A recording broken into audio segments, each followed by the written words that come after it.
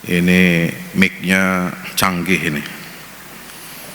Serasa jadi imam di Masjidil Haram. Karena kuning-kuning semua ya. Jadi saya mohon maaf Bapak Ibu, nggak pakai peci, tapi mudah-mudahan kajiannya sah ya. Karena tidak ada syarat sah kajian itu pakai peci atau pakai sorban. Termasuk syarat sah sholat juga nggak ada syarat sahnya pakai peci. Bismillahirrahmanirrahim. Assalamualaikum warahmatullahi wabarakatuh. Masih semangat?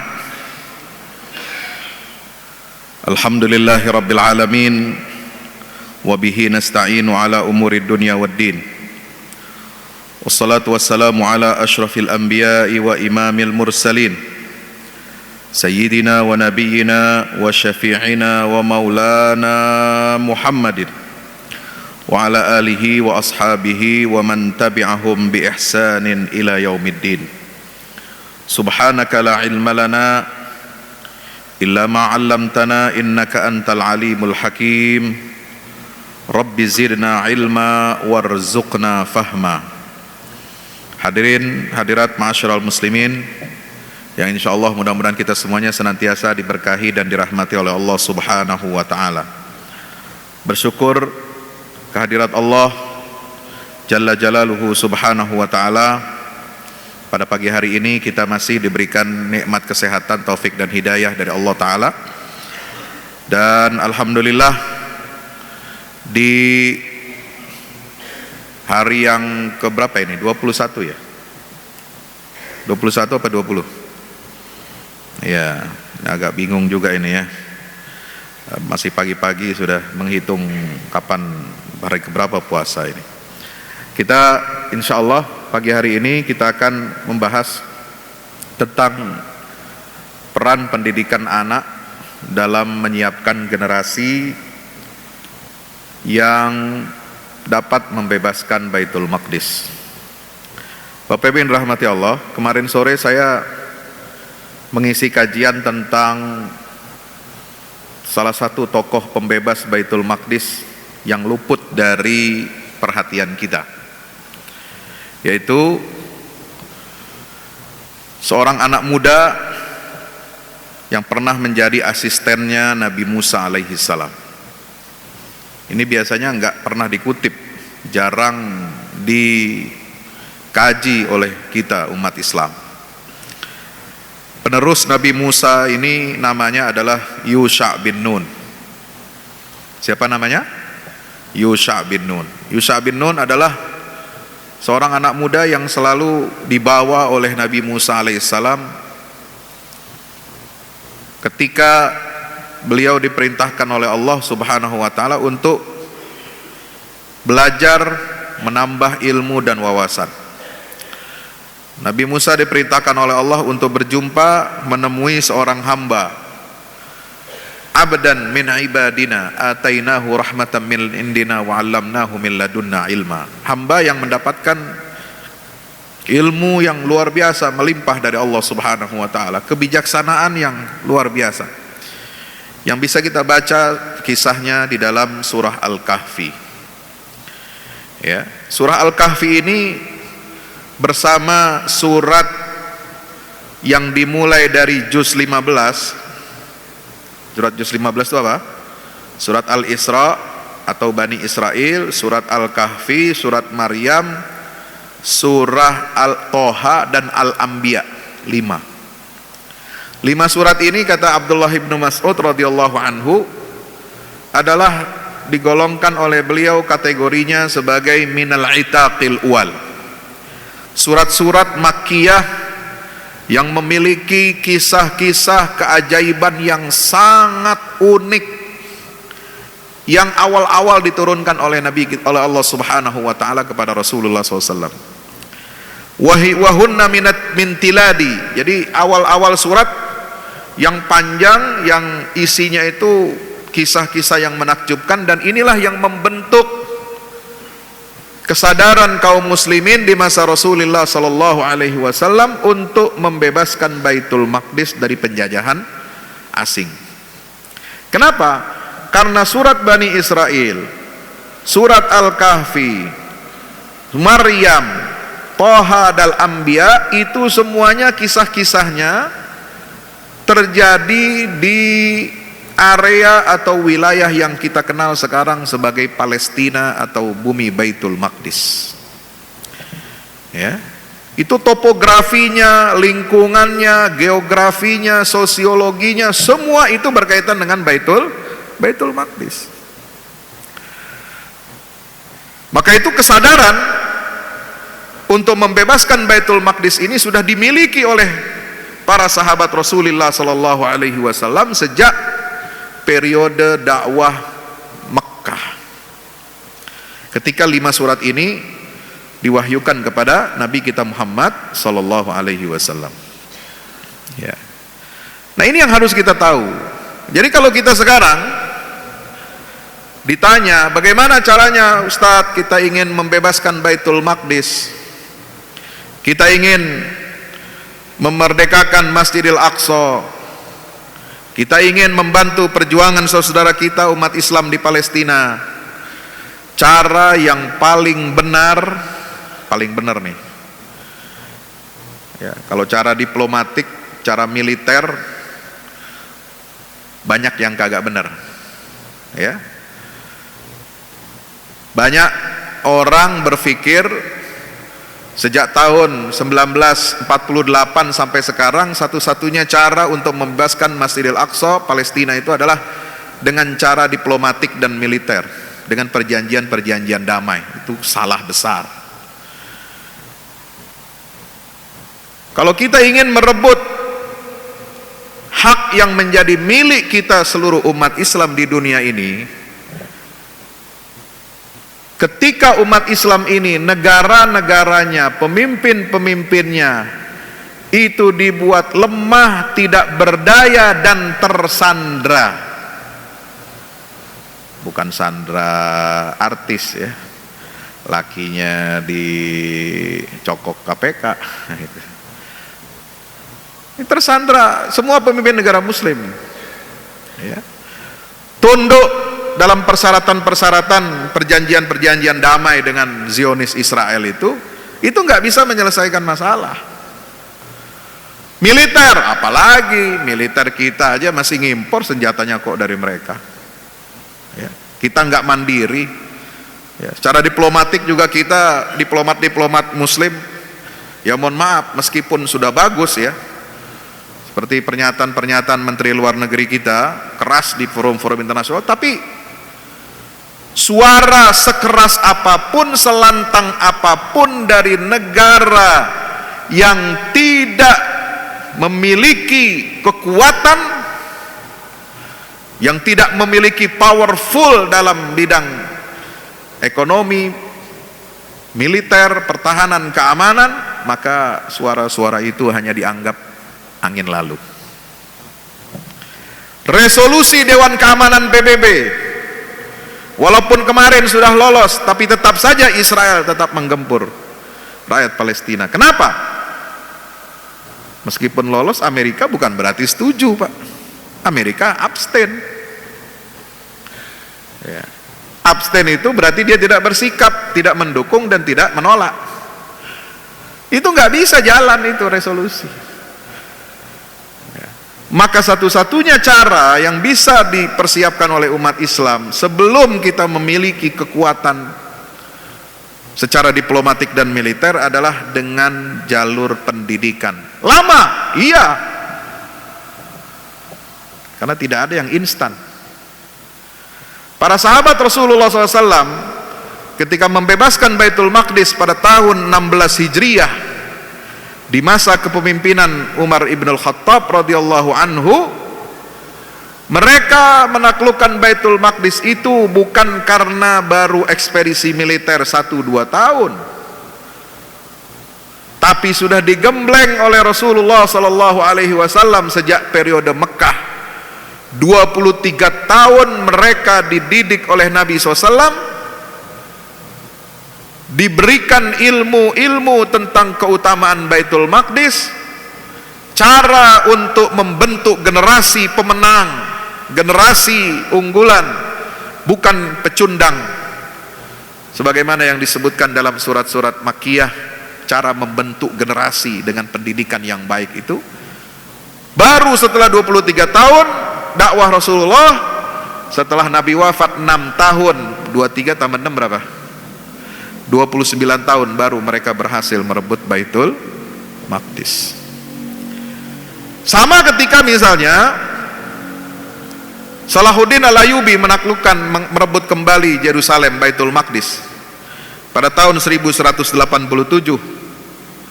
ya, pada bulan Oktober. Kalau tanggal hijriahnya 27 Ramadan 458 Hijriah, hari Jumat dia merebut kembali Baitul Maqdis. Itu juga bukan karena ekspedisi militer 1-2 tahun sebelumnya, bukan datang tiba-tiba turun dari langit itu pahlawan ini, tapi dia adalah hasil dari puluhan tahun pendidikan terhadap generasi muda umat Islam yang dilakukan oleh ulama-ulama besar di abad ke-11 seperti Imam Al-Ghazali dan Syekh Abdul Qadir Al-Jailani. Ya, itu terjadi puluhan tahun. Sejak 1099 sudah ada peringatan dari Imam Al-Ghazali ketika Baitul Maqdis direbut oleh tentara Ifrinj atau Frank. Frank itu bahasa Latinnya. Kalau tulisan Arabnya Ifrinj. Itu cara orang Arab menulis Frank itu. Frank itu bangsa Latin. Bangsa Latin itu semua yang beragama Katolik lah, kira-kira begitu waktu itu. Itu yang merebut Baitul Maqdis pada tahun 1099. Itu sudah dikabarkan oleh Imam Al-Ghazali. Maka Imam Al-Ghazali memulai proyek pembentukan generasi umat Islam, generasi yang siap untuk berjihad di jalan Allah Subhanahu wa taala, yang dilanjutkan perjuangan beliau setelah wafat tahun 1111 dilanjutkan oleh Syekh Abdul Qadir Al-Jilani. Kalau kita mendengar nama Imam Al-Ghazali, Imam Abdul Qadir Al-Jilani ini seolah-olah kita hanya taunya ini ahli tasawuf, sufi. Ini sufi bukan sembarang sufi, ya. Ini bukan sufi yang hanya bawa tasbih kemana-mana, bukan hanya yang pakai baju kumal, ya. Bukan cuma berzikir di masjid, bukan cuma menjauhi urusan dunia, tapi ini sufi yang lain daripada yang lain. Sufi yang mengambil konsep ajarannya, pemahamannya sebagaimana yang tertuang dalam Al-Quran dan Sunnah Nabi kita Muhammad SAW, yang aktif dan mendorong umat ini untuk berjihad di jalan Allah. Kenapa? Karena Imam Al-Ghazali kecewa, Pak. Kecewa betul dia. Tahun 1099 setelah Baitul Maqdis ini direbut, beliau melakukan perjalanan untuk menemui raja-raja, sultan dan khalifah di Baghdad, mengelilingi negeri-negeri muslim untuk memompa, memberikan semangat kepada penguasa-penguasa negeri Islam untuk berjihad merebut Baitul Maqdis, tapi hasilnya nol. Karena yang diajak untuk berjihad ini udah nggak punya ruh lagi, sudah tenggelam dalam dunia, sudah nggak peduli kepada Baitul Maqdis, sudah ribut, saling sikut untuk mempertahankan kekuasaan, ribut hanya untuk mempertahankan hegemoni, ya, pengaruhnya di wilayah masing-masing, dan tidak memikirkan nasib masjid ketiga umat Islam dan kiblat pertama serta tempat Isra dan Mi'rajnya Nabi kita Muhammad sallallahu alaihi wasallam. Ajakan Imam Al-Ghazali itu tidak disambut dengan baik. Kenapa?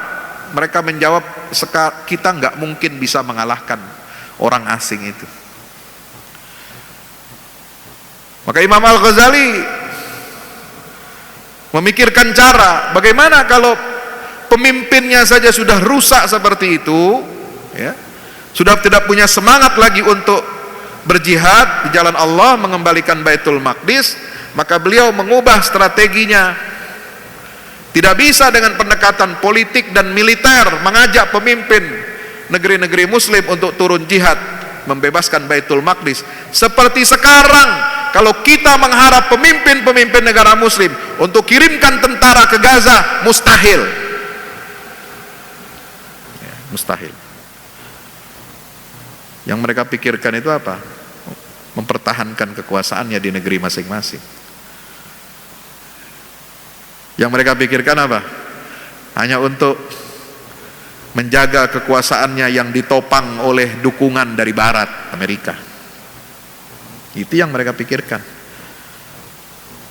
Yang mereka pikirkan apa? Mencari keridhaan Amerika. Ya, cari ridhonya Amerika. Ya, sholatnya sih inna sholati wa nusuki wa mahyaya wa mamati lillahi rabbil alamin. Sholatnya, kiblatnya sih ke Ka'bah, tapi otak hatinya semua, tindak tanduknya semua kiblatnya ke Barat.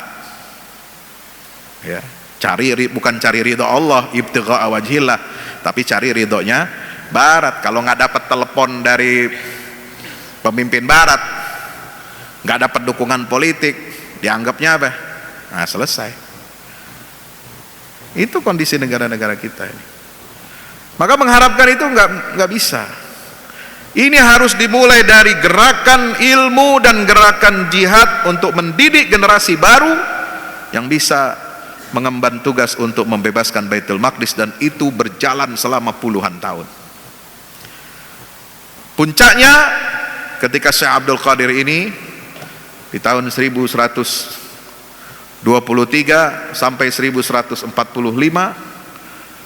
ya, beliau madrasah-madrasah yang didirikan oleh Syekh Abdul Qadir Jilani ini melahirkan panglima-panglima, pemimpin-pemimpin militer, santri-santri, ulama-ulama yang siap untuk berjihad di jalan Allah Subhanahu wa ta'ala.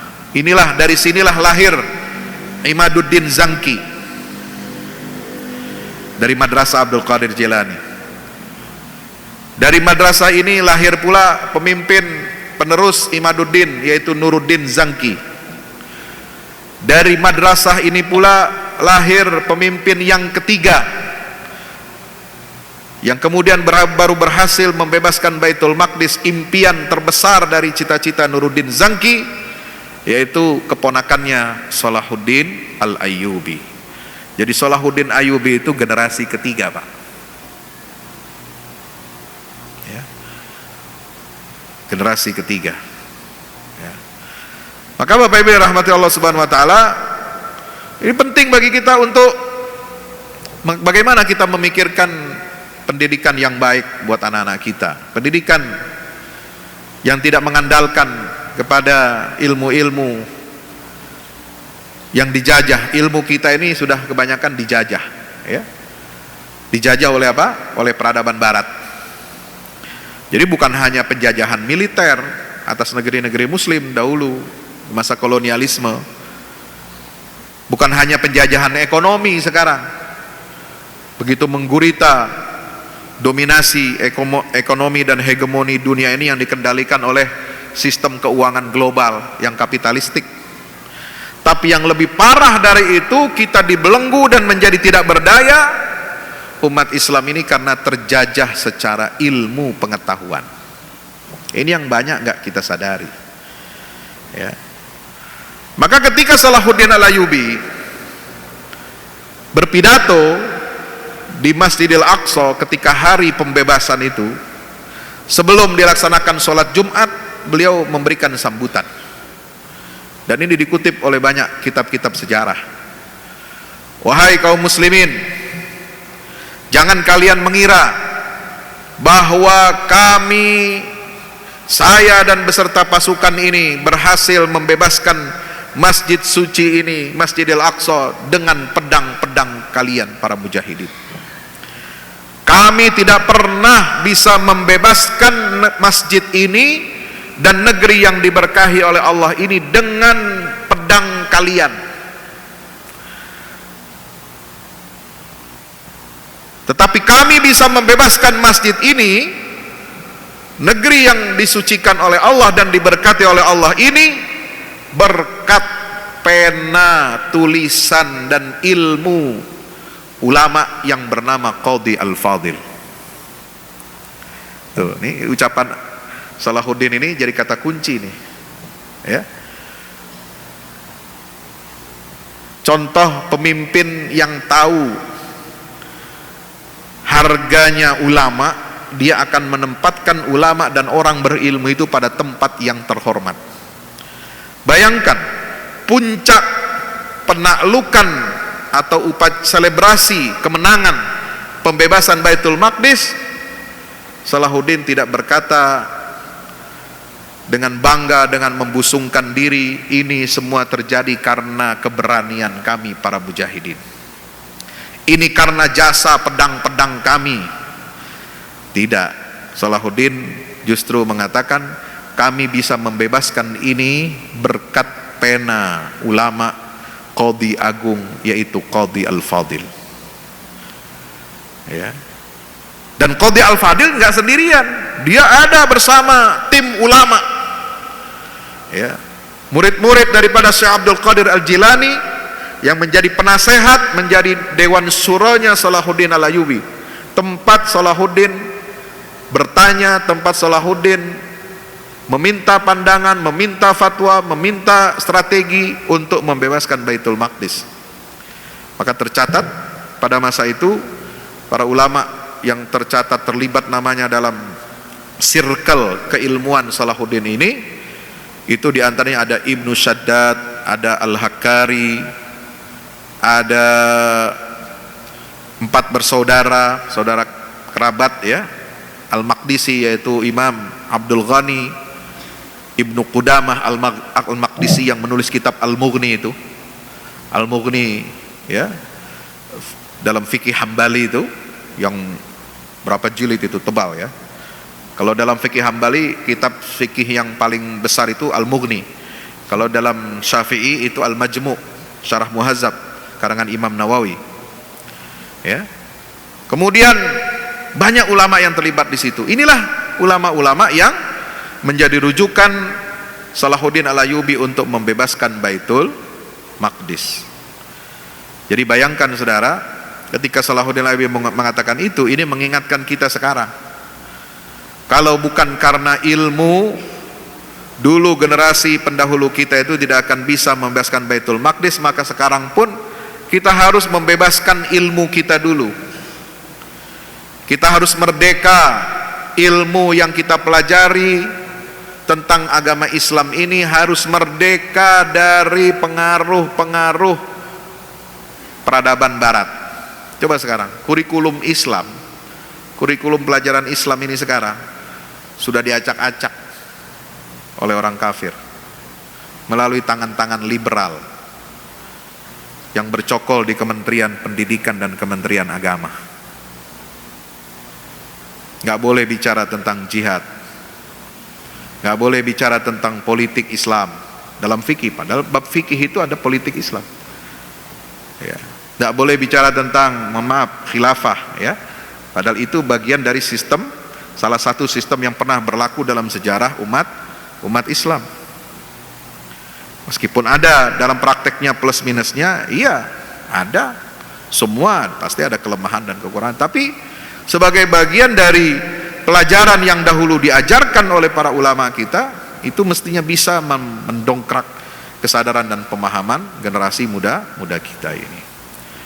Ini mulai diacak-acak, ya. Akidah aja udah diacak-acak, ya. Dengan apa? Dengan pintu masuk toleransi, dengan pintu masuk moderasi beragama, dengan pintu masuk supaya kita rukun, saling menghargai, ya. Jangan menjadi pengikut agama Islam fanatik, fundamentalis, nggak boleh, karena itu akan mengancam, membahayakan keutuhan bangsa, membahayakan NKRI katanya, ya. Padahal kalau nggak ada Islam fanatik sebelum tahun 45 itu nggak ada NKRI itu. Ya. Kalau nggak ada seruan jihad, nggak ada seruan Allahu Akbar dalam perang-perang revolusi kemerdekaan Indonesia, nggak ada itu namanya kemerdekaan Indonesia bisa dipertahankan. Ya. Jadi Bapak Ibu dirahmati Allah, maka salah seorang tokoh senior ya, peneliti tentang Baitul Maqdis, Profesor Dr.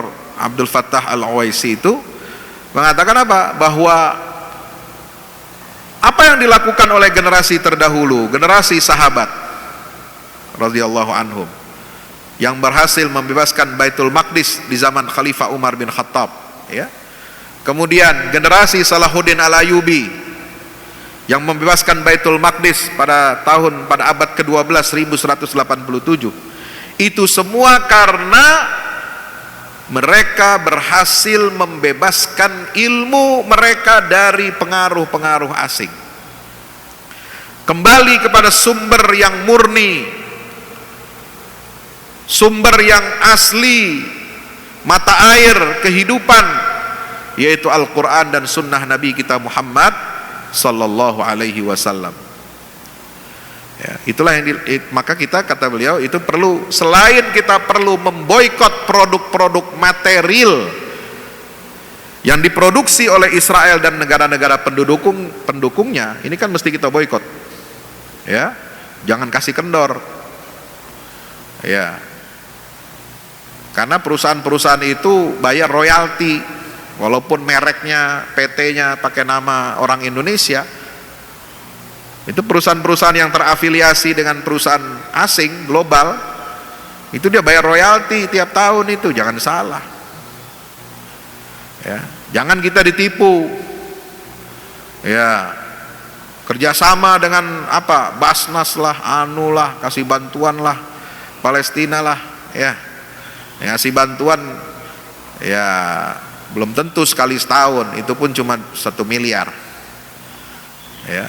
Yang dia setor ke sono berapa ratus miliar, ya kan? Nggak sebanding. Dan kita udah harus kita berhenti untuk menggunakan produk-produk itu. Umat ini harus cerdas. Makanya kita bersyukur kepada Allah ada peristiwa Badai Al-Aqsa ini untuk mengingatkan kita umat Islam ini untuk berwala kepada kaum muslimin, pada orang-orang beriman. Justru ini kesempatan buat kita umat Islam untuk mandiri, ya, membuat produk yang unggul sama seperti yang mereka bikin. Kita hidupkan ekonomi UMKM kita, ya, sama kok rasanya dengan yang lain-lain itu, cuma merek aja yang beda, cuma beda kerennya doang, ya. Selain memboikot produk-produk ekonomi, termasuk yang kemarin saya sampaikan, ya, kemudian juga sempat viral di media sosial itu, ya, Anda kalau pergi perjalanan dinas, perjalanan wisata, keluarga, di luar negeri, di dalam negeri, itu jangan itu pesan-pesan tiket pesawat apa semua pakai hotel akomodasi pakai booking.com dan agoda.com itu. Murah Pak Ustadz. Iya, murah. Kasih harga miring, tapi kepala ente yang miring, ya, maunya yang murah-murah doang, ya. Itu jelas itu afiliasi ke Israel. Yang punya perusahaan itu dapat beasiswa dia dulu dari Israel Defense Force, ya, tentara, ya. Maka kita ini harus betul-betul, ya, bukan hanya kita memboikot produk-produk mereka ini, tapi juga memboikot produk intelektual. Ini juga penting ini. Kenapa? Karena mereka ini bukan hanya berkuasa, bukan hanya mendominasi peradaban materi, tetapi juga menghancurkan dan merusak ilmu pengetahuan, terutama yang berkaitan dengan agama, dengan sosial, dengan budaya dan humaniora. Dan itu berkaitan dengan kehidupan umat Islam secara umum, ya. Dirusak ilmu kita dengan alam pandangan sekularistik, dirusak ilmu kita tentang agama ilmu kita tentang sholat, ilmu kita tentang toleransi, ilmu kita tentang jihad, ilmu kita tentang politik Islam dirusak semuanya oleh mereka. Maka tidak ada harapan kalau ilmu yang kita pelajari di sekolah-sekolah sudah dirusak oleh mereka, terus kemudian kita bisa bangkit melahirkan generasi yang hebat. Nggak bisa. Maka itu pentingnya kita mulai dari apa? Perubahan paradigma ilmu. Ya, maka itu kalau kita lihat Syekh Abdul Qadir, dia konsisten selama 33 tahun. Beliau mendirikan madrasahnya sejak tahun 528 Hijriah atau 1133 hingga wafat tahun 561 Hijriah atau 1166. Ini sudah muncul eranya Imaduddin dan Nuruddin Zanki. Baru setelah itu eranya siapa? Salahuddin Al-Ayyubi. Apa kurikulum yang dipelajari? Satu, pembekalan agama dan budaya Islam. Ada 13 disiplin ilmu yang diajarkan, yaitu tentang tafsir, hadis, fikih, khilaf, ilmu khilaf, usul, nahwu, qiraat, ilmu kalam. Ya. Ilmu kalam dan filsafat tidak diajarkan. Ya, kenapa? Karena ilmu kalam dan filsafat yang bersumber dari Yunani, dari barat itu yang merusak alam pikiran umat Islam. Ya, maka nggak boleh dibaca itu, nggak boleh diajarkan. Ya. Kemudian yang kedua, pendidikan mental, tarbiyah ruhiyah. Nah ini, dengan apa? Dengan tazkiyatun nafas, dengan tasawuf. Ini kurikulumnya. Yang ketiga, pembekalan bidang sosial. Nah, dakwah Syekh Abdul Qadir Jailani, upaya untuk memperbaiki umat islah dan tajdid ini juga memperhatikan aspek sosial. Maka beliau itu terkenal dengan ucapannya yang sangat menyentuh kita. Gerakannya adalah gerakan pemberdayaan mustad'afin. Ada sering dikutip perkataannya Abdul Qadir Jailani itu, bahwa satu suap yang kau berikan makanan kepada fakir miskin itu nilainya lebih baik daripada kamu sholat sunnah, daripada kamu puasa sunnah, daripada kamu pergi umroh. Ya. Karena memberi makan kepada fakir miskin ini sangat penting. Untuk apa? Menjaga agar umat ini tidak terjebak dan jatuh kepada kekufuran. Itu bagian dari menjaga akidah. Ya. Maka beliau dikenal sebagai ulama yang peduli kepada masalah sosial. Ya. Dan Syekh Abdul Qadir Jailani itu sering memberikan nasihat. Jadi dalam metode beliau dalam menyampaikan pendidikan itu dengan cara apa? Nasihat dan pengajian umum. Ya, dalam kitab Al-Fathur Rabbani misalnya, beliau berceramah, berpidato, agama Muhammad SAW ini pilar-pilarnya nyaris runtuh dan pondasinya rapuh. Wahai segenap penduduk bumi, mari kita bangun kembali bagian yang sudah hancur dan menegakkan bagian yang sudah roboh. Pekerjaan ini belum selesai. Wahai matahari, bulan, siang, kemarilah. Ya. Jadi di masa beliau saja, beliau itu melihat bahwa bangunan Islam ini hampir roboh. Kenapa? Nyaris apa yang dipelajari oleh umat Islam itu sudah banyak disusupi, sudah banyak dikotori, dinodai oleh ilmu-ilmu yang tidak benar. Ya.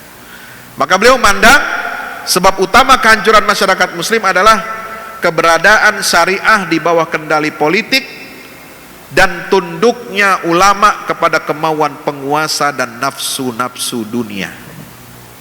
Syekh Abdul Qadir itu sudah mengingatkan itu, ya. Maka beliau mengkritik keras, kritik kepada ulama. Kenapa? Karena ulama ini yang membawa ilmu. Kalau ulamanya rusak, maka ilmu yang dibawa juga rusak. Tidak bisa dipercaya. Apa kritiknya kepada para ulama di masa itu? Wahai para perampas dunia atas nama akhirat dari tangan pemiliknya. Wahai orang yang bodoh dengan kebenaran, kamu semua lebih pantas untuk bertobat daripada orang awam. Kalian semua lebih pantas menyesali perbuatan-perbuatan dosa daripada mereka. Tidak ada sedikit pun kebaikan pada dirimu. Sekiranya kamu benar-benar meraih buah dan berkah ilmu, tidak mungkin kamu pergi mengetuk pintu penguasa demi mendapatkan kenikmatan dan memenuhi hasrat nafsumu. Bagi seorang ulama, kedua kakinya tidak pantas melangkah menuju pintu manusia. Bagi ahli zuhud, kedua tangannya tidak layak mengambil harta manusia. Dan bagi seorang yang cinta dengan Allah, kedua matanya tidak patut memandang kepada selainnya. Wahai para pengkhianat-pengkhianat ilmu dan amal, wahai musuh-musuh Allah dan Rasulnya, wahai para perampok hamba-hamba Allah, kezalimanmu begitu jelas dan kemunafikanmu begitu terang. Jadi Imam Abdul Qadir Jilani ini ya, kata-katanya itu tajam ya. Ya, untuk apa? Meluruskan perilaku para ulama yang mulai ya meninggalkan kewajiban dakwah amar ma'ruf nahi mungkar. Sampai kapan kemunafikan ini akan terus kamu lakukan? Wahai ulama, wahai ahli zuhud, berapa lama lagi kemunafikanmu terhadap para penguasa dan sultan demi meraih keuntungan dunia, nafsu dan kenikmatannya? Kamu semua dan kebanyakan penguasa di zaman ini adalah zalim dan pengkhianat atas kekayaan Allah yang ada di tangan hamba-hambanya. Ya Allah, hancurkanlah kekuatan orang-orang munafik itu, binasakanlah orang-orang zalim itu, dan bersihkan bumi ini dari mereka atau perbaikilah mereka. Jadi Syekh Abdul Qadir itu bahkan mendoakan ya, supaya umat Islam ini benar, umat Islam ini lurus ya. Itu yang perlu dikritik pertama itu ulama ya. Dan Syekh Abdul Qadir Jilani itu memiliki kapasitas untuk itu, karena dia sebagai sultanul ulama, pemimpinnya para ulama. Kritik terhadap penguasa lebih keras lagi ya. Keras dia, mengkritik sosial masyarakat di zamannya. Jadi tasawuf ya, dalam tarekatnya Syekh Abdul Qadir Jilani, nggak tahu kalau tarekat zaman sekarang, saya nggak ngerti itu ya. Itu peduli kepada masalah-masalah politik, isu-isu sosial, isu-isu moral di masyarakat ya. Dan mereka menyampaikan nasihat mauizah itu secara apa? Terang benderang, tidak ada yang ditutup-tutupi. Ini keberanian yang luar biasa. Peduli kepada fakir miskin dan masyarakat luas. Maka gerakan, kalau saya setelah saya renungi ya apa yang dipraktekkan oleh tarekatnya Syekh Abdul Qadir Jilani itu, kok dia mirip itu dengan apa yang dijalankan oleh Kiai Ahmad Dahlan ya.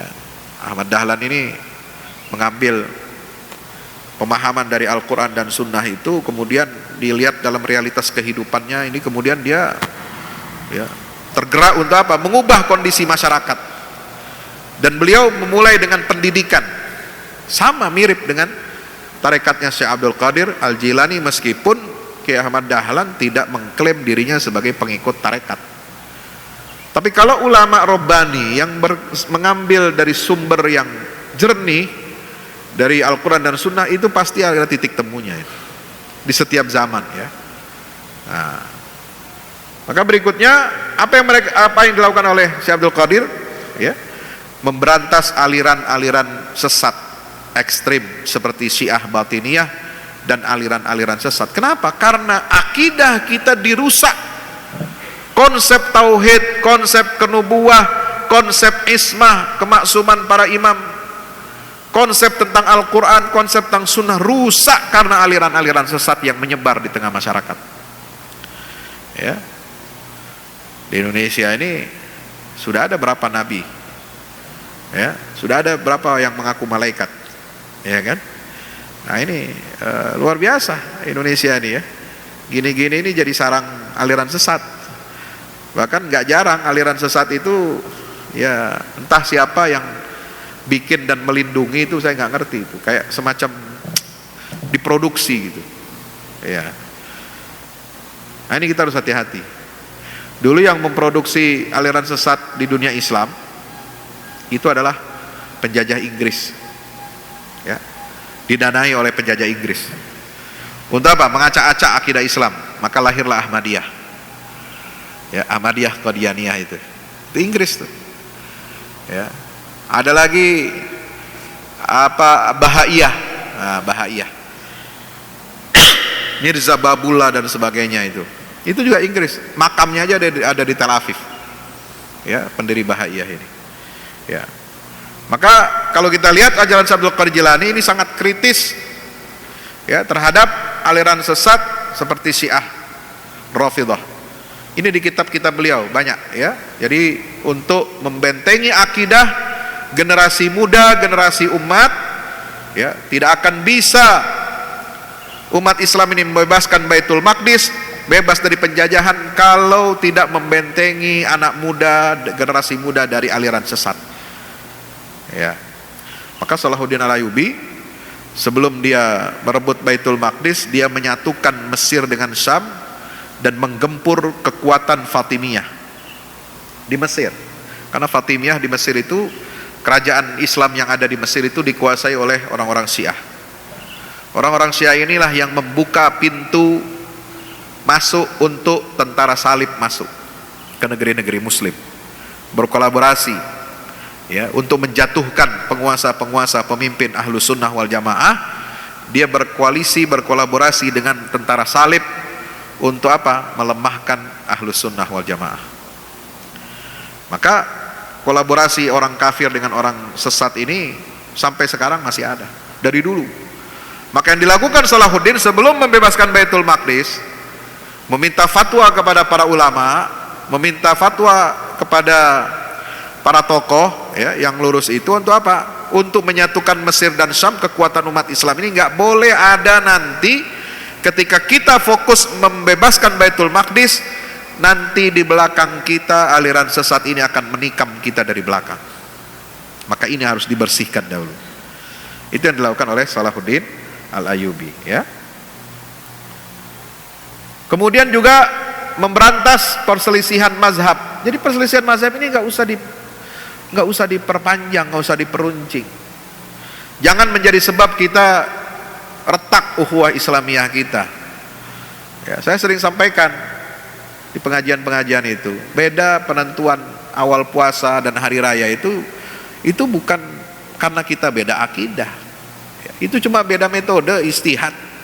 Istihad itu kalau benar dapat 2 pahala, kalau salah 1 pahalanya. Nggak ada istihad salah dosa, nggak ada.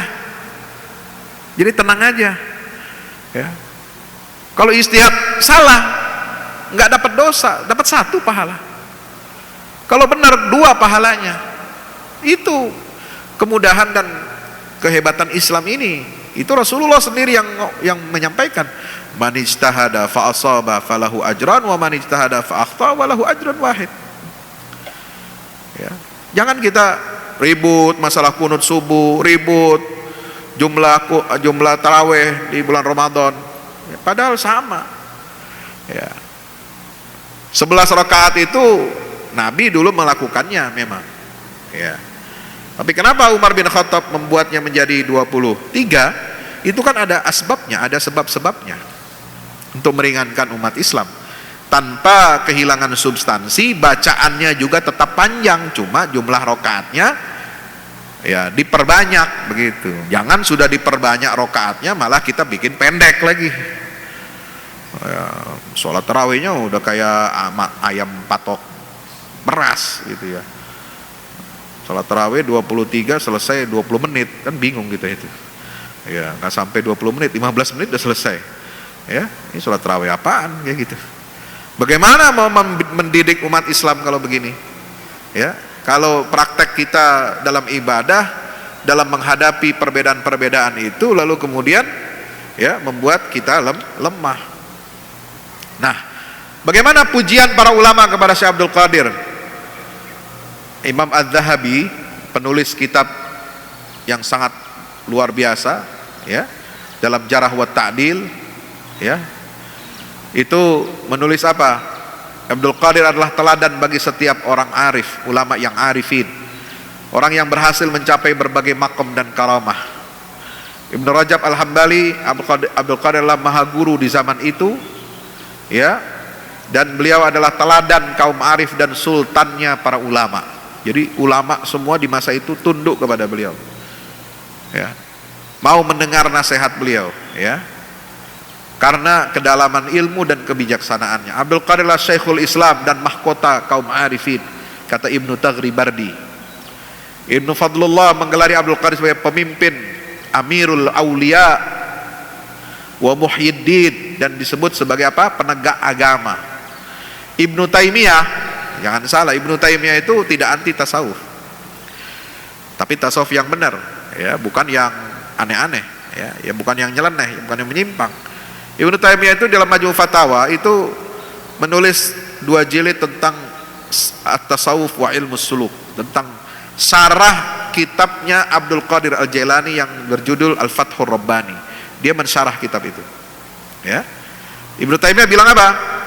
Orang yang paling istiqomah dengan perintah dan larangan agama dan sangat menekankan berpegang teguh dengan agama adalah selaras dengan takdir Allah.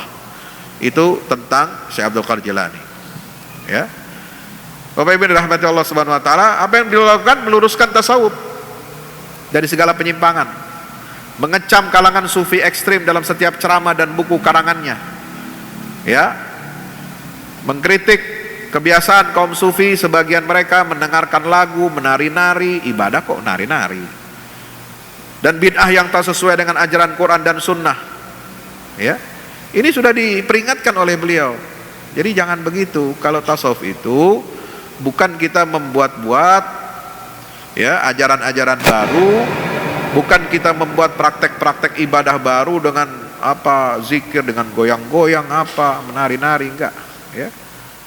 Ajaran-ajaran beliau ini dalam bidang tauhid, meluruskan konsep qada dan qadar, meluruskan konsep iman, menjalankan islah dan amar ma'ruf nahi mungkar, ya, kemudian memurnikan niat dan keikhlasan kepada Allah Subhanahu wa taala, menjelaskan kedudukan dunia dan akhirat, juga berdakwah kepada non muslim. Itu dilakukan, ya. Maka dalam madrasah Abdul Qadir Jilani ini itu banyak sekali cabang-cabangnya. Beliau murid-muridnya banyak mendirikan madrasah, pesantren-pesantren, pondok-pondok untuk mendidik generasi baru umat Islam. Nah, di masa itu juga, ya, peran para tokoh perempuan dalam gerakan pembebasan Baitul Maqdis itu juga sangat besar, mendukung gerakan pembebasan Baitul Maqdis. Istrinya Nuruddin Zanki, istrinya Salahuddin Al-Ayyubi, ya, itu banyak mereka mendukung gerakan suaminya dengan ekonomi, dengan finansial dan lain sebagainya. Ini tercatat banyak perempuan-perempuan muslimah-muslimah yang berilmu, yang belajar di madrasah Syekh Abdul Qadir Al-Jailani ini kemudian berperan untuk, ya, ikut mendidik generasi membebaskan Baitul Maqdis. Bapak Ibu dirahmati Allah, itulah yang bisa kami sampaikan, ya.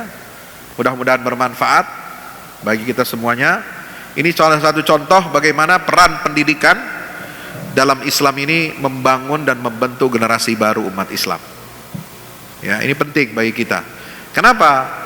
Karena dulu pernah ada riwayat yang menyatakan bahwasanya Khalifah Umar bin Khattab, ya, di masa itu, waktu itu beliau sedang pulang dari penaklukan, kemudian melewati sebuah rumah istana yang besar, lalu bertanya kepada para sahabatnya. Umar bertanya kepada sahabatnya, "Wahai sahabat, teman-temanku, kalau kalian melihat rumah ini, rumah yang besar, mungkin sekira, ya, seperti Masjid Al-Hidayah ini atau mungkin lebih besar lagi, apa yang kalian inginkan kalau kalian melihat rumah sebesar ini?" Apa kata para sahabat? "Kami ingin seluruh isi rumah itu dipenuhi dengan dinar dan dirham. Untuk apa? Untuk bisa kami gunakan berinfak di jalan Allah Subhanahu wa taala." Itu sahabat tuh. Jadi kalau punya duit miliaran, triliunan, ya, mereka bukan untuk kesenangan diri sendiri, tapi untuk diinfakkan di jalan jihad fi sabilillah. "Kalau engkau, apa cita-citamu wahai Umar, wahai Amirul Mukminin?" Kata Sayyidina Umar bin Khattab, "Kalau saya punya rumah sebesar ini, saya tidak ingin dipenuhi dengan uang dinar dan dirham, tapi saya ingin ruangan yang besar itu diisi penuh atas bawah oleh pemuda-pemuda ya yang taat dan soleh, yang dengan pemuda itu aku bisa menaklukkan negeri-negeri di luar Islam. Jadi itu yang dilakukan oleh Umar bin Khattab. Dan pemuda-pemuda itu yang memiliki karakter seperti Abu Ubaidah ibnul Jarrah. Kalau saya punya rumah sebesar ini, saya ingin diisi oleh apa? Penuh dengan pemuda-pemuda seperti Abu Ubaidah bin Jarrah. Abu Ubaidah ini siapa? Panglima yang membebaskan Baitul Maqdis. Beliau wafat karena kena wabah taun, amwas. Ya, setelah penaklukan Baitul Maqdis. Maka Umar menyebutkan keutamaan Abu Ubaidah bin Jarrah, memuji akhlaknya, ilmunya, keberaniannya. Dengan apa? Dengan harapan dan cita-cita, kalau saya punya rumah itu, saya akan penuhi, saya akan isi dengan apa? Pemuda-pemuda seperti Abu Ubaidah ibnul Jarrah. Maka peran kita sebagai orang tua mendidik generasi baru umat Islam ini sangat dibutuhkan. Ya, dari mana kita memandu anak-anak kita, mendidik anak-anak kita menjadi generasi pemenang, generasi yang akan membebaskan Baitul Maqdis? Tidak lain dan tidak bukan, kita harus bersumber kepada ajaran Al-Quran dan Sunnah Nabi kita Muhammad Sallallahu Alaihi Wasallam. Maka Bapak Ibu dirahmati Allah, saya menulis buku Wahai Anakku, bersihkan benahi adabmu dan bersihkan hatimu. Ya, untuk apa? Ya, untuk kita meneladani ulama-ulama terdahulu. Pendidikan anak ini jadi fokus setiap orang tua, fokus agenda perbaikan umat itu harus dimulai dari pendidikan anak. Sebab tidak akan ada kebangkitan umat tanpa kualitas pendidikan anak-anak kita yang baik. Saya mengikuti jejak, insya Allah jejaknya dari Imam Al-Ghazali yang menulis kitab Ayyuhal Walad. Ya, ini penting. Bagaimana karakter anak, bagaimana seharusnya orang tua menanamkan akidah, merawat fitrahnya, ya. Kemudian mendidik anak itu dengan penuh cinta, kasih sayang, dengan sabar. Ada 4 prinsip parenting ya. Pertama, mendidik anak itu, mengasuh anak itu dengan apa? Dengan kasih sayang. Yang kedua dengan sabar. Yang ketiga dengan apa? Dengan mengingatkan, tazkirah. Selalu mengingatkan untuk hal-hal yang baik. Yang keempat, harus berorientasi kepada kebenaran. Tawasau bis sabr wa tawasau bil marhamah. Serta tawasau bil haq. Tawasau bis sabri wa tawasau bil haq. Itu prinsip parenting dari Al-Qur'anul Karim. Ya. Maka pendidikan anak ini yang kita harapkan untuk dapat membebaskan Baitul Maqdis. Sebagaimana saya menulis juga buku tentang runtuhkan Zionis. Ini saya keliling kemana-mana. Saya perkenalkan buku ini, runtuhkan Zionis rebut Baitul Maqdis. Ya, itu isinya 3 bagian. Pertama, kita mengenal musuh. Jadi kalau ingin mengalahkan musuh, kita mesti kenal musuh. Siapa itu Yahudi? Bagaimana perangai dan karakter Yahudi dalam Quran? Itu objektif. Yang kedua, menyalakan kepedulian kepada Al-Aqsa. Bagaimana kita menghidupkan ilmu tentang Baitul Maqdis ini dalam keluarga kita. Ya, kita harus punya ilmunya yang benar berdasarkan Quran dan Sunnah. Yang ketiga, mempersiapkan kemunculan generasi baru, perlawanan dan pembebasan Masjidil Aqsa. Itu bagian ketiga dari buku ini. Mudah-mudahan bermanfaat kajian kita, pertemuan kita pada pagi hari ini. Mudah-mudahan senantiasa diridhai oleh Allah Subhanahu wa taala. Aqulu qouli hadza astaghfirullah li wa lakum. Wassalamualaikum warahmatullahi wabarakatuh.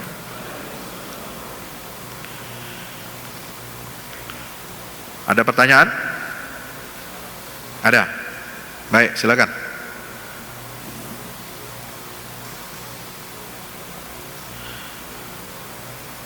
Tolong disiapkan lagi yang lain kalau masih ada. Satu lagi, ya, sebelah kanan. Assalamualaikum warahmatullahi wabarakatuh. Waalaikumsalam. Selamat pagi Pak Ustadz dan Pak hadirin sekalian. Ceramah ini sangat menarik menurut saya terkait dengan perkembangan Islam yang ada di Indonesia. Saya hanya mau tanya Pak, di mana peran ulama Indonesia sekarang melihat kondisi Indonesia yang seperti ini, di mana pendidikan sudah diacak-acak yang Bapak sampaikan tadi. Tidak ada satupun ulama yang berbicara. Kita lihat di sini sudah di Mendikbud pendidikan agama mulai sedikit demi sedikit dihilangkan.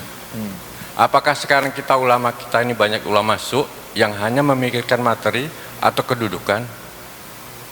Nah ini kita sulit Pak, dalam rumah tangga kita bicara tentang pendidikannya seperti ini, tapi lingkungan di sekitar ini tidak mendukung. Kita tidak akan bisa berdiri sendiri.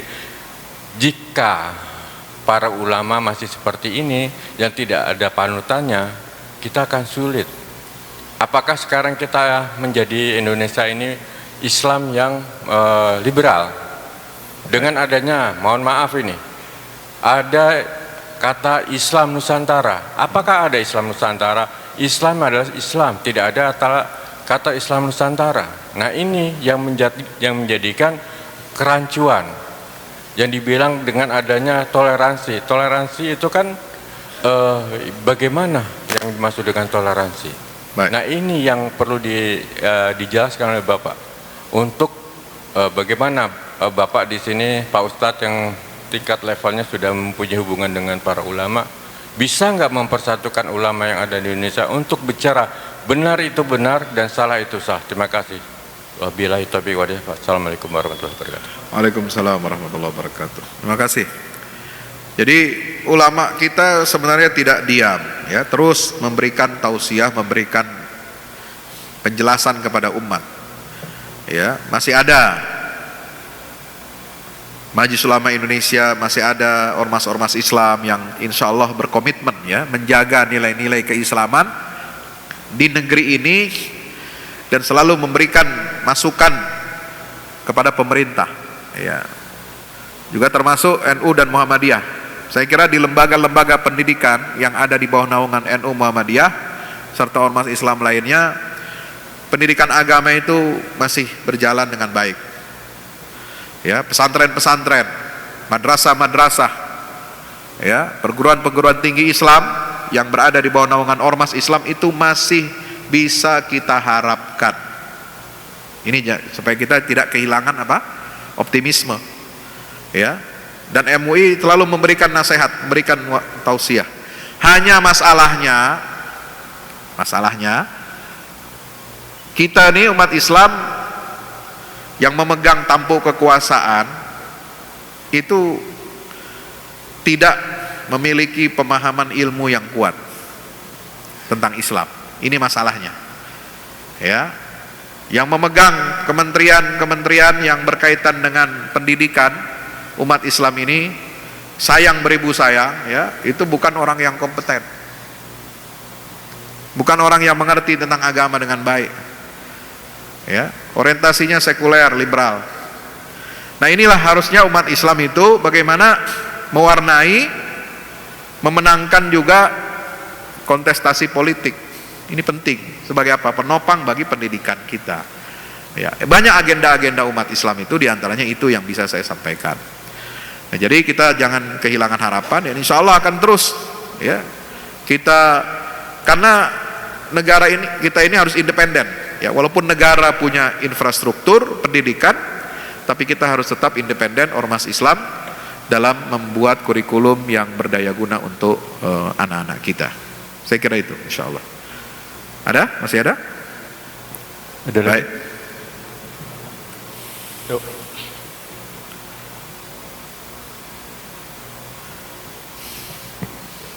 Assalamualaikum warahmatullahi wabarakatuh. Pertanyaan saya seperti sarannya to the point, Ustadz. Kapan pembebasan Baitul Maqdis itu bisa terlaksana? Ini sedikit lagi tentang tadi melengkapi pertanyaan yang pertama mengenai kondisi di Indonesia. seperti halnya kita ketahui bersama sebetulnya ini ya, di pembukaan Undang-Undang Dasar 45 di sana kan secara tegas dinyatakan bahwa kemerdekaan adalah hak segala bangsa, dan oleh sebab itu penjajahan di atas dunia harus dihapuskan karena tidak sesuai dengan peri kemanusiaan dan peri keadilan. Nah, kalau kita perhatikan sebenarnya di negara kita sendiri ini ada suatu tren bahwa negara kita ini akan dijajah dalam bentuk yang tidak melalui peperangan, yaitu melalui jalur terutama adalah pendidikan. Contohnya tadi beberapa ajaran Islam yang berkaitan dengan penghapusan penjajahan, antara lain juga jihad dan sebagainya, itu dihapuskan. Dan bahkan pada rute pendidikan nasional tahun 2020 sampai dengan 2035, di sana pada draftnya yang lalu itu sudah tidak ada kurikulum agama, walaupun itu dibantah oleh Menteri Pendidikan bahwa itu tidak benar karena itu baru draft. Tapi kita juga belum tahu apakah sampai saat ini sudah dimunculkan lagi mengenai kurikulum pendidikan agama di dalam peta perjalanan pendidikan nasional. Ini kita tidak tahu sampai sekarang. Hanya dikatakan di ini media massa, di situ adalah disinformasi. Itu disinformasi. Tapi sepertinya itu perlu diyakinkan. Demikian, terima kasih. Wassalamualaikum warahmatullahi wabarakatuh. Waalaikumsalam warahmatullahi wabarakatuh. Kapan pembebasan Baitul Maqdis terjadi? Kalau umat Islam sudah memenuhi syarat. Syaratnya apa? Kelas menengah yang menggerakkan ekonomi, menggerakkan politik dan mengubah landscape politik umat Islam itu sudah berhasil mencapai tujuannya. Kalau kelas menengah tidak bergerak dan elitnya tidak bergerak, maka susah untuk kita bersama-sama dapat merebut Baitul Maqdis. Jadi ada syaratnya, Pak. Ya. Itu harus lahirnya generasi baru. Generasi baru itu bisa lahir kapan? Para ulama mengatakan itu 40 tahun. 40 tahun itu juga yang digunakan oleh Allah untuk menyesatkan Bani Israel terombang-ambing dalam masa Tih, itu 40 tahun. Untuk apa? Mengganti generasi yang lama ini. Maka setelah generasi yang lama ini diganti 40 tahun lamanya, karena butuh waktu 40 tahun, maka baru lahirlah generasi Yusha bin Nun. Yusha bin Nun itu membebaskan Baitul Maqdis pertama setelah Nabi Musa wafat. Ya, itu ceritanya bagaimana? Dia mempersiapkan pasukan, ya, di mana pasukan itu yang ikut dalam jihad itu tidak boleh. Masih ada di antara mereka itu yang apa? Sedang sibuk mikirin dunia, nggak boleh. Ya, kata Yusha bin Nun, pasukan yang mengikuti pendidikan jihad ini itu nggak boleh apa? Jangan ada orang yang baru nikah masih mikirin bagaimana ingin menggauli istrinya. Orang yang kedua nggak boleh ikut dalam jihad ini orang lagi bangun rumah, atapnya belum jadi. Nanti kepikiran dia ketika berjihad, pulang balik ke rumah atapnya bocor. Yang ketiga, nggak bisa ikut jihad membebaskan Baitul Maqdis ini kalau dia punya ternak, ya, yang masih dia tunggu lagi hamil, mau tunggu kelahiran ternak yang hamil ini. Jadi nggak boleh orang ingin berjihad membebaskan Baitul Maqdis itu disibukkan dengan urusan dunia, maka dia harus selesai dengan dunianya. Ya, itu syaratnya. Maka Yusha bin Nun ini bilang apa? Ketika dia berjihad, sudah masuk waktu asar, hampir maghrib, dia berdoa kepada Allah Subhanahu Wa Taala, ya Allah, hentikanlah matahari ini. Ya, jadi waktu itu sempat berhenti, matahari nggak bergerak, Pak, sampai nunggu pasukan Yusha bin Nun ini berhasil membebaskan Baitul Maqdis. Itu pernah terjadi dalam sejarah. Dia bilang apa? Anti makmurah wa ana makmur. Ya, sebagaimana engkau matahari diperintah oleh Allah, hamba Allah, saya juga hamba Allah, diperintah oleh Allah. Maka ya Allah, tahan matahari ini, jangan dia terbenam dulu sebelum saya membebaskan Baitul Maqdis. Itu terjadi. Maka berkaca dari itu, generasi Yusha bin Nun 40 tahun, ya, generasi Rasulullah 29 tahun, generasi Salahuddin Al-Ayyubi 80 tahun, 2 generasi. Ya, 1187 baru berhasil. Dan itu sudah dimulai gerakan Islamnya pada tahun awal 1100. Jadi 80 tahun. Jadi ini dulu, kita tidak bicara angka kapan-kapan, tahun berapa. Kita tidak dituntut untuk itu. Tapi yang dituntut kepada kita adalah upaya yang sistematis, yang strategis untuk sama-sama kita membuat perubahan yang berarti di tengah Islam ini. Yang kedua adalah soal materi kurikulum kita. Nah, itulah pentingnya umat Islam ini menguasai struktur pemerintahan. Ya, kita sudah menyiapkan desainnya. Jadi kalau ingin merebut kekuasaan jadi partai politik, itu harus siap dengan ilmunya, sudah siap dengan konsep-konsepnya, supaya apa? Nggak lupa ya. Ya. Supaya tidak lupa, supaya tidak sporadis. Ya, itu harus seperti itu. Ya. Ketika berkuasa nanti sudah siap dengan konsepnya, siap dengan gerbongnya, siap dengan semua kemungkinan-kemungkinannya. Ya, kita harus jagain itu. Maka ormas Islam ini sebagai guardian republik itu harus sungguh-sungguh untuk menjaga nilai-nilai Islam ini agar tetap tegak di republik yang kita cintai ini. Terus menerus kita berikan tausiah, kita amar ma'ruf nahi mungkar, kita berikan pencerahan kepada umat, kepada para pemimpin. Jangan pernah lelah. Terus berdoa, dan yang penting adalah bagaimana kita di rumah kita, ya, keluarga kita harus kita didik sebagaimana pendidikannya Rasulullah, pendidikannya para sahabat, pendidikannya para pahlawan-pahlawan Islam. Insya Allah. Demikian yang dapat saya sampaikan, mudah-mudahan bermanfaat. Sekali lagi mohon bapak-bapak yang berminat untuk bukunya, silakan bisa ada di selasar pintu keluar masjid sebelah kanan atau dari sini sebelah kiri. Wallahu a'lam bishawab. Mari kita berdoa pada Allah, mudah-mudahan ya kita di penghujung Ramadan ini ya dapat senantiasa terus istiqomah, ya, bisa mendapatkan kemuliaan Lailatul Qadar dan semua dosa-dosa kita diampuni oleh Allah Subhanahu wa taala. Amin ya rabbal alamin. Kita tutup dengan hamdalah dan kafaratul majlis. Alhamdulillah rabbil alamin. Subhanakallahumma bihamdika asyhadu an la ilaha illa anta astaghfiruka wa atubu ilaik. Wassalamualaikum warahmatullahi wabarakatuh.